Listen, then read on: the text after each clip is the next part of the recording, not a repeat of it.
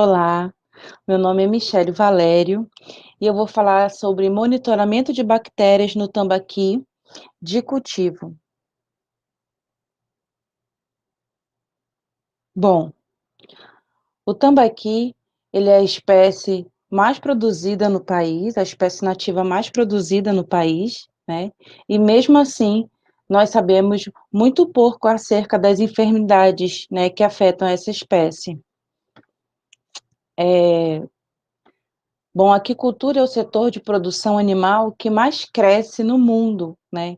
E o norte é o maior consumidor e produtor dessa espécie.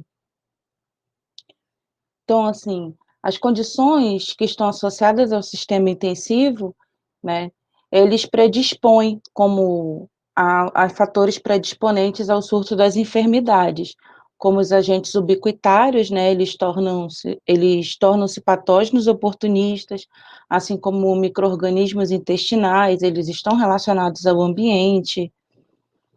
Então, assim, as aeromonas, flavobactérios, streptococcus, eles são agentes bacterianos, né, isolados de peixes de água doce cultivados no Brasil, muito importantes, que já foram descritos.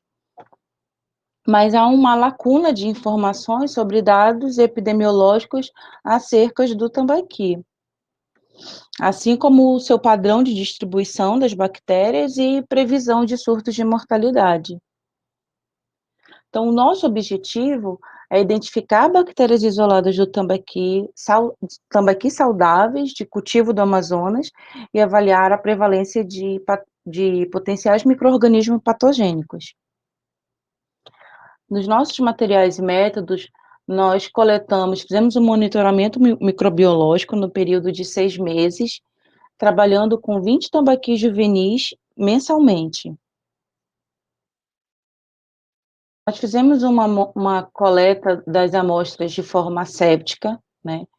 Fragmentos foram estriados fragmentos do cérebro, rim, fígado e baço, em meio não seletivo em agar, triptona, soja, incubados, né, no período de 28 graus por 48 horas, e um e-mail específico para detecção de flavobactério em riço shots, incubado a 25 graus por 5 dias.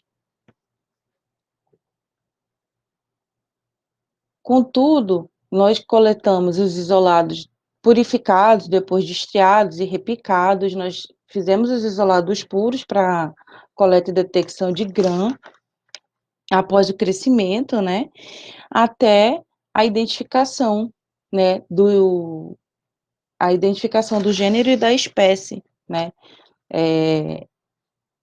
em espectrômetro de massa por meio de Malditorf. Após isso, nós fizemos o cálculo da prevalência, que é o número de indivíduos afetados pelo agente dividido pelo número de indivíduos totais analisados vezes 100. O que nós podemos ver nessa tabela, né? Aqui nós temos a prevalência de bactérias isoladas no tambaqui.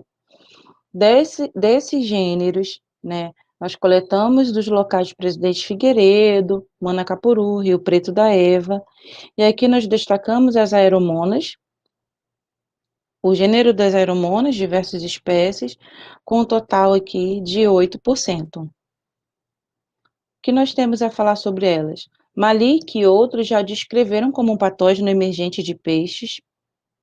Eles são os mais prevalentes, são patógenos oportunistas de diversas espécies.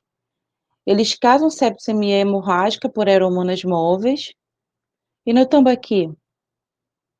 Pouco ou nenhum relato sobre o tambaqui, a não ser as aeromonas hidrófilas, que elas foram constatadas por Galani. Nessa outra planilha, nós temos em outros municípios, mas o que se destaca aqui é a Crisobacterium, né? Ele é um patógeno para salmão, já foi descrito, né?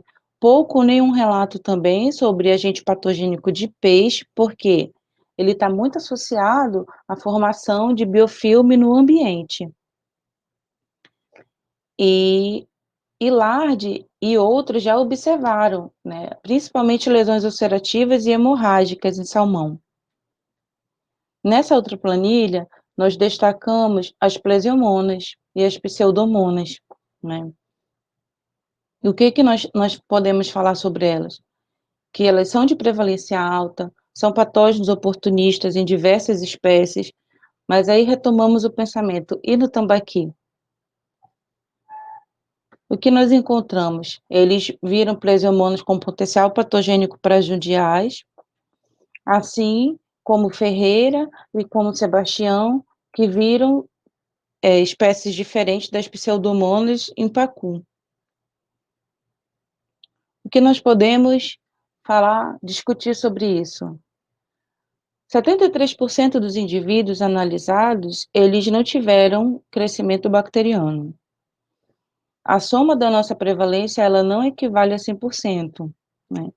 Não houve crescimento da flavobactéria, né, em meio específico do Rhizostotes. Lembrando que a flavobactéria é um patógeno de peixes de fases iniciais da vida do tambaqui com estresse intenso. Então, a gente não pode descartar que ele estivesse ali presente, né? Contudo, nós examinamos peixes que eram saudáveis, mas nós podemos ver que a maioria dos isolados dos 20 agentes bacterianos foi da família Enterobacteriaceae, a maioria foi de bactérias gram-negativas, né? E maior destaque para bacilos, Citobacter, Edwardiella, Enterobacter, Plesiomonas, Pseudomonas, Salmonella, Serratia. E nós podemos concluir, né, que nós obtivemos dados que nos direcionam a estudos sanitários, né? Eles indicam potenciais patógenos, predição dos animais, ou predição de patógenos eventuais de surtos, né? Nós destacamos as aeromonas, as pseudomonas e plesiomonas, tem potenciais agentes patogênicos de caráter oportunista, e isso nós já sabemos, né? Esses dados nos direcionam a estudos sanitários, né? E mais prevalentes e que favorecem para o desenvolvimento de protocolos sanitários mais específicos. É isso, obrigada.